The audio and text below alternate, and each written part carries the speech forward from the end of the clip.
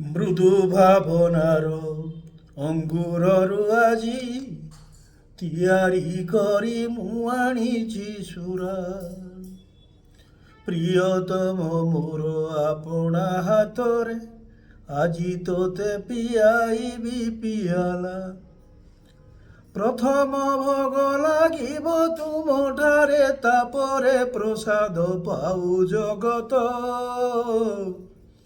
ସବୁଠାରୁ ଆଗେ ତୋତେ ହିଁ ସ୍ୱାଗତ କରୁଅଛି ମୋର ମଧୁଶାଳା।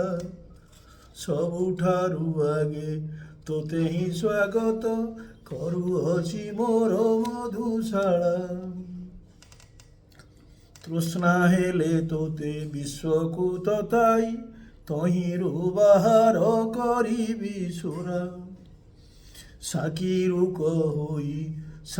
ରୂପ ହୋଇ ଗୋଟିଏ ପାଦରେ ନାଚି ଯାଉଥିବି ଧରି ପିଆଲା। ଜୀବନର ସବୁ ମଧୁତା ତୋଠାରେ କାହିଁ କେଉଁ ଦିନୁ ଦାଉ ସାଜିଛି।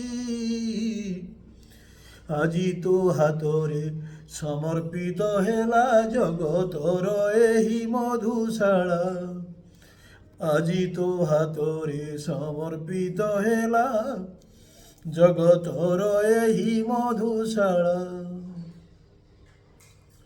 ପ୍ରିୟତମ ତୁମ ମଧୁର ମଧିରା, ମୁଁ ତୋର ଚିର ତୃଷିତ ପିଆଲା। ଆପେ ଆପଣାକୁ ମୋ ଭିତରେ ଭରି ହୋଇଯାଇଛୁ ତୁ ପିଇଲା ବାଲା। ତୋତେ ପାଇଲେ ମୁଁ ଉଛୁଳି ପଡ଼ୁଛି, ମୋତେ ପିଇ ଦେଲେ ତୁମ ତୁଆଲା। ଏକକୁ ଆରେକ ଆମେ ଦୁଇ ଜଣ ଆଜି ପରସ୍ପର ମଧୁଶାଳା। ଏକକୁ ଆରେକ ଆମେ ଦୁଇ ଜଣ ଆଜି ପରସ୍ପର ମଧୁଶାଳା। ମୋର ଭାବୁକତା ଅଙ୍ଗୁର ଲତାରୁ ତୋଳି ଆଣି କଲି କଳ୍ପନା ସୁରା। କବି ସାକ୍ଷୀ ହୋଇ ଉପଗତ ହେଲା, ଭରିଦେଲା କବିତାର ପିଆଲା। କେବେ କାଣି ଚାଏ ଖାଲି ହେବ ନାହିଁ, ଲକ୍ଷେ ପିଉ କିମ୍ବା ଦିଲକ୍ଷ ପିଉ। ପାଠକ ପିଇଲା ବାଲା ହୋଇଗଲେ ପୁସ୍ତକ ମୋର ମଧୁଶାଳା। ପାଠକ ପିଇଲା ବାଲା ହୋଇଗଲେ ପୁସ୍ତକ ମୋର ମଧୁଶାଳା।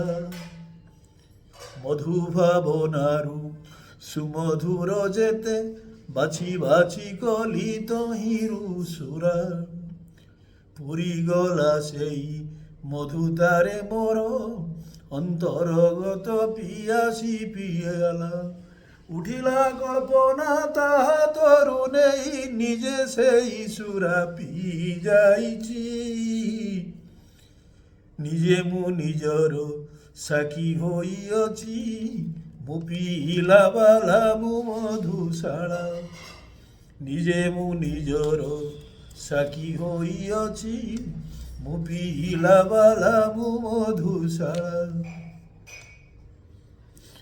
ମଦିରାଳୟକୁ ଯିବା ପାଇଁ ଘରୁ ବାହାର ହୋଇଲା ପିଇଲା ବାଲା। କେଉଁ ପଥେ ଯିବ ଏ ଅତି ଗହନ, ଅଡ଼ୁଆରେ ପଡ଼ିଗଲା ଚଗଲା। ଅଲଗା ଅଲଗା ବାଟ କହିଦେବେ ସଭିଏ, ହେଲେ ମୁଁ ଦେଉଛି କହି।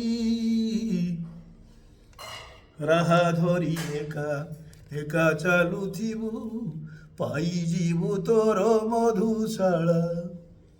ରାହା ଧରି ଏକା ଏକା ଚାଲୁଥିବୁ, ପାଇଯିବୁ ତୋର ମଧୁଶାଳା।